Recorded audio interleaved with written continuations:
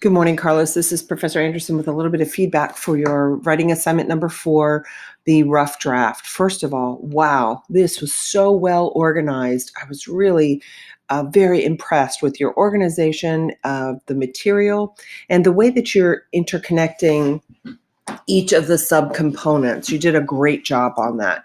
The first thing I do, like with any writing assignment, I pull up the PDF that lets me know the components. So I do the nuts and bolts first, and then I do the nitty gritty. So the nuts and bolts, I'm just making sure that you have all of those pieces.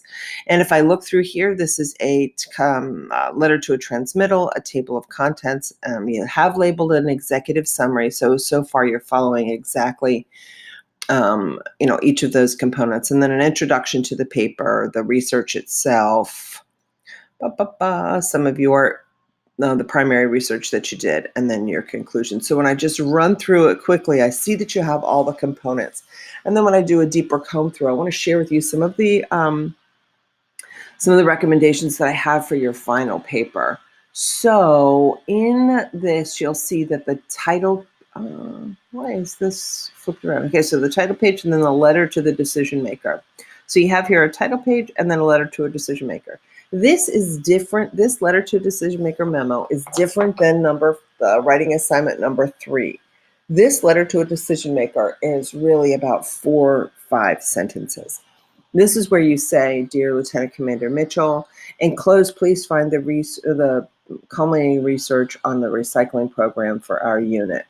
You may recall you authorized this extension of this study in my memo dated blah, blah, blah. The results include, or this research includes a list of 3 recommendations for our immediate use.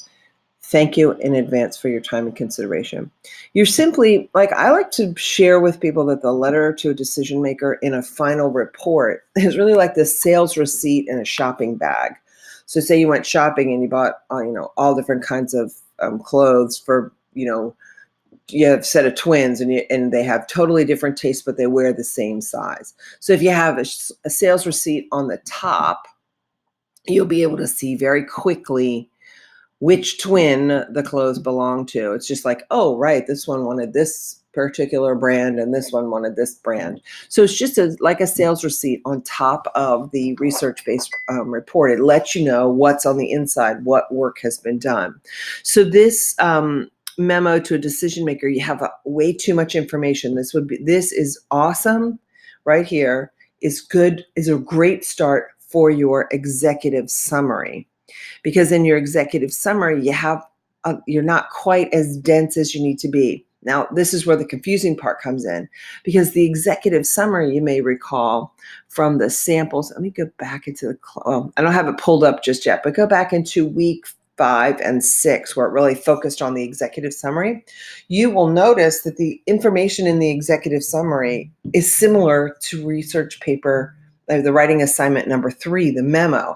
It has subheadings. It tells the purpose of the study that was done, the results that happened, and the recommendations.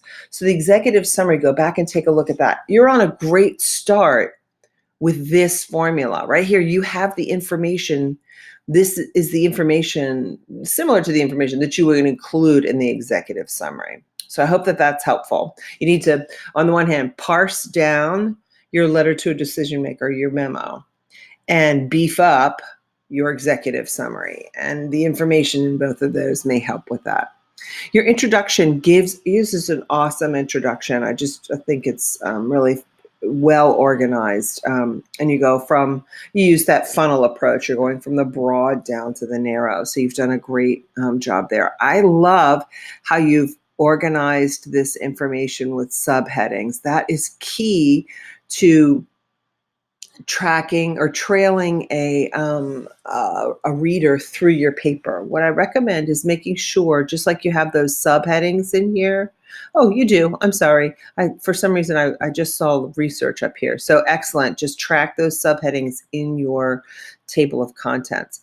Next recommendation I would make is when you're producing this, when you're producing a research-based report, You want to walk your reader through, especially your decision maker, through the process that you endured in order to culminate the information and arrive at the recommendations. So what you really did was, and you did this fantastically, you did the scholarly research first, and you give that information, and then you walk them through the primary research of what it is that you did. So that was great. I love how you've organized and broken down your findings from your primary research. That helps your reader walk through the information much more cohesively and coherently. They're able to see each of the steps as it moves forward. One of the things that I want to recommend for you, I'm going to use this section right here, pardon me, is now we're getting down to the nitty gritty. So I've gone through the nuts and bolts. We've gotten through all of the portions of your paper. Now let's take a look at the grammar and stylistic means. So if we take a look at these recommendations, I want to read to you these two sentences. Pardon me. Given the research conducted, it is strongly believed a recycling program would perform successfully in this workplace. It is recommended that a recycling program is started by separating easily distinguished recyclables such as paper, plastic, and glass from regular waste, and then over time expanding the program to educate and extend into other not well-known recyclables such as electronic devices, etc. Wow, you've packed a lot of information, a lot of suggestions into two very long sentences, and you've used pretty flowery stylistic language. I recommend what I call break it down Barney style, as simple, concrete, clear, and concise as you can. This research shows a recycling program, or this research suggests a recycling program would prove a success in our workplace. Beginning with easily distinguished or distinguishable recyclables such as paper, plastic, and glass, our community could begin a program immediately. Period. This program could then be extended in the future to include items such as blah, blah, blah.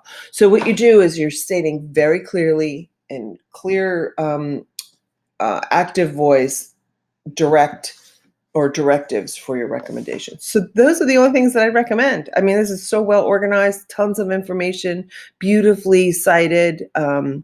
It's great content. Just a few things need to be reorganized, and I can't wait to read your final draft.